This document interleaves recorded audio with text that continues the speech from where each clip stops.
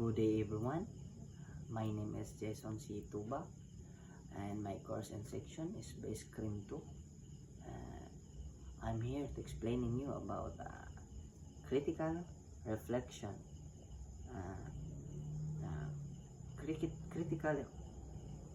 Critical reflection, genders and society course.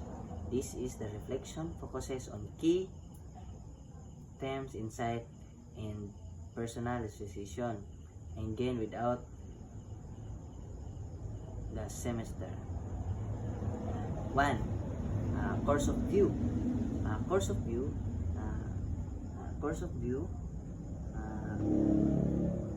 view. Content: gender as a social construct. Course focused: identity, norms, and power and equality. Our course explore how gender is not just biological but socially constructed. We look into how norms, institution, and power structure shape gender roles and impact people's live in different way.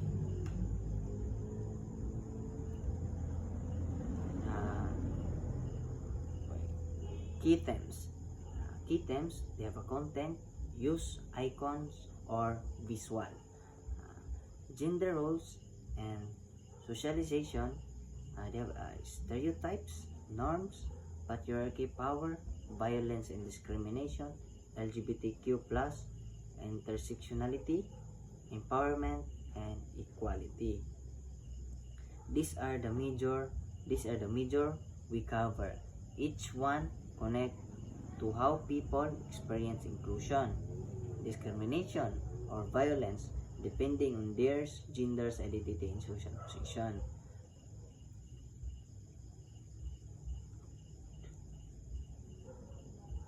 Insight on gender norms and power. Content: norms, invisible rules, patriarchy structure, control, media, schools, families, or enforcer.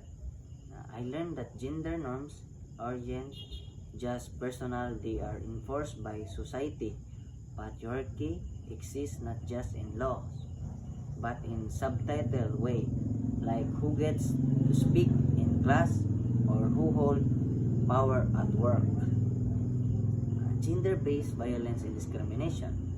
Option image, harassment, abuse, silencing, real impact of education, career, mental health. Violence and discrimination based on gender orient associated issues. They are consequences of normalized power and imbalance. They are of affect not only women but also affect LGBTQ plus individuals and others marginalized groups.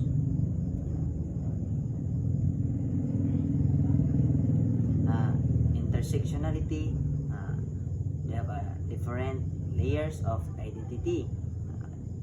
Explore care, disabled, women, equality, sameness. The concept of intersectionality was transformative for me. It showed how gender does not exist alone. Race, class, ability, and sexuality all intersect to shape a unique experience of position of privilege. Reflection of action, content, use, icons. Beware and speak up, support equity, educate others. From this course, I realized that we all have a role to play, whether by calling out to casual, systems,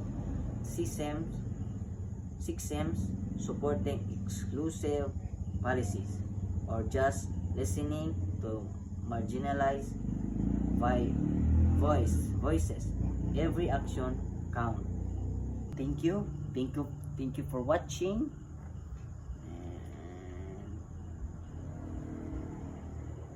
And thank you for your listening to my presentation.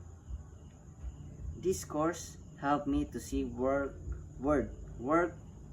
differently, and I hope will continue working towards gender justice on your ways.